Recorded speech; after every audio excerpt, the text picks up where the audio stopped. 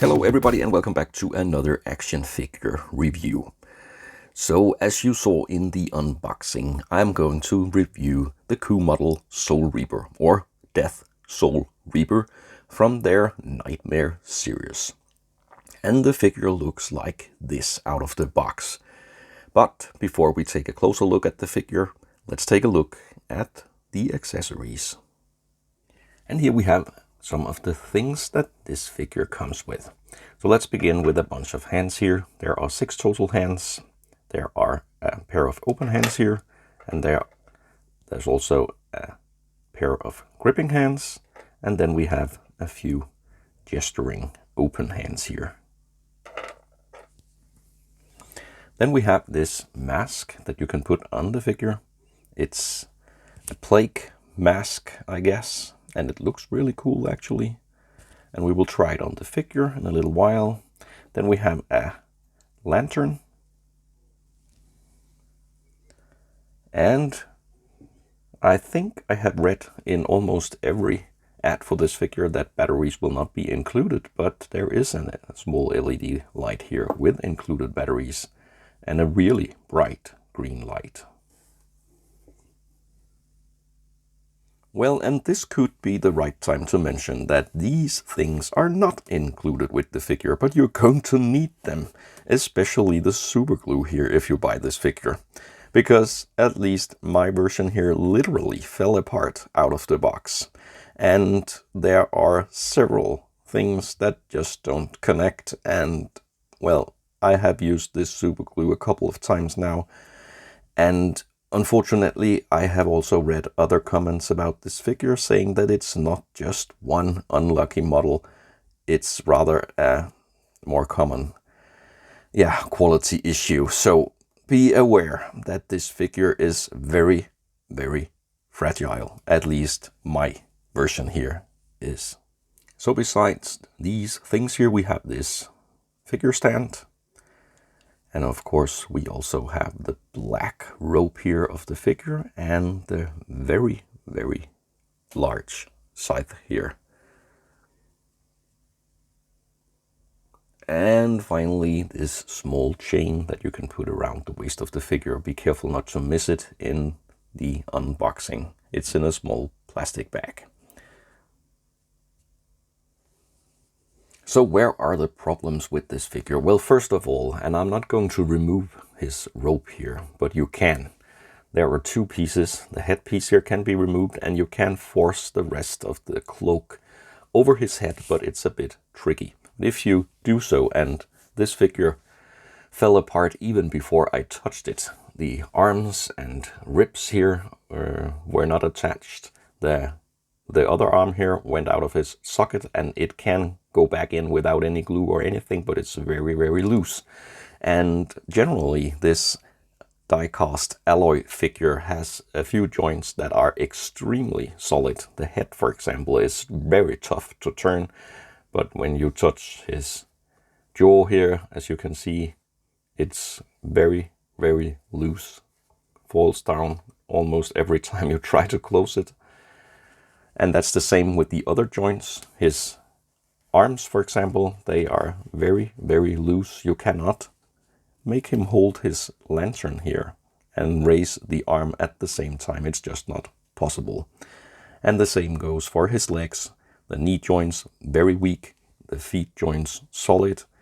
So I would say this is one of the most fragile and sensitive figures that I have in my collection. And I'm going to do an exception in this review. I'm not going to pose it or show the points of articulation because I'm simply afraid that it will break, sadly.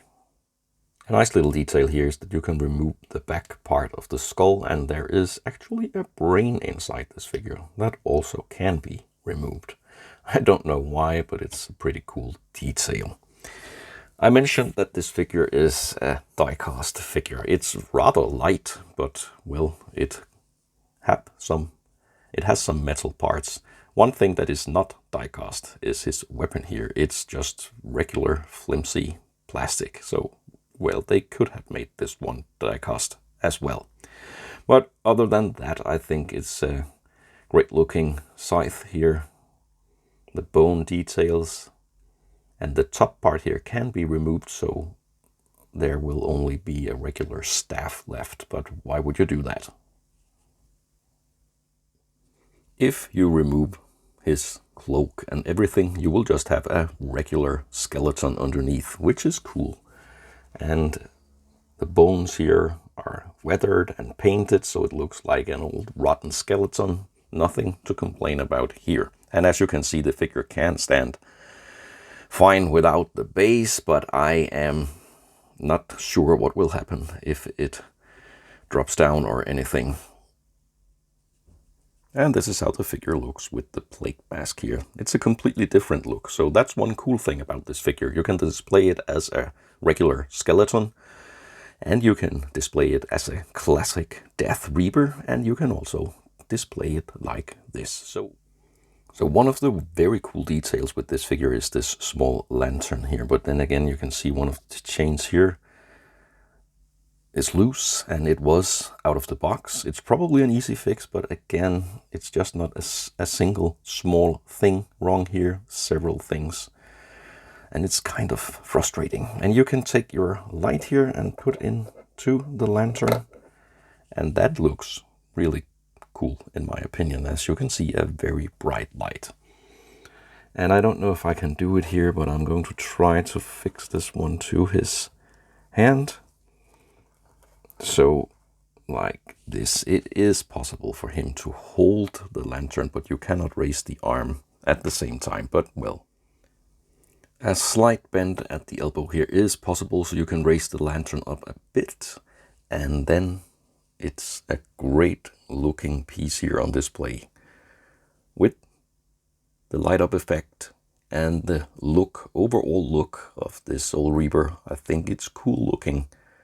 And it is a 1/6 scale figure, but it's not particularly large here. Here's a size comparison next to Michael Myers. And for now, I'm going to give you my opinion about this figure, which I'm very mixed about, and then I will conclude this review.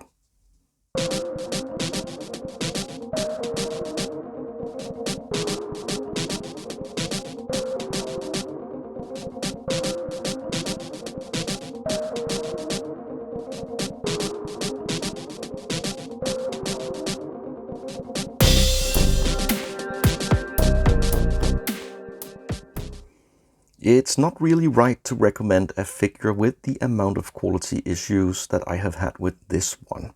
I could be unlucky, but as I mentioned before, I have heard other collectors with some of the same issues. But if you know that now and you are warned and you have your super glue ready, then I will recommend to at least consider this really cool looking Soul Death Reaper from Coo Model, because when it is on display and not moved around much, it looks really cool, especially with the light up effect here. Thanks a lot for watching. Leave a comment and subscribe if you'd like to see more.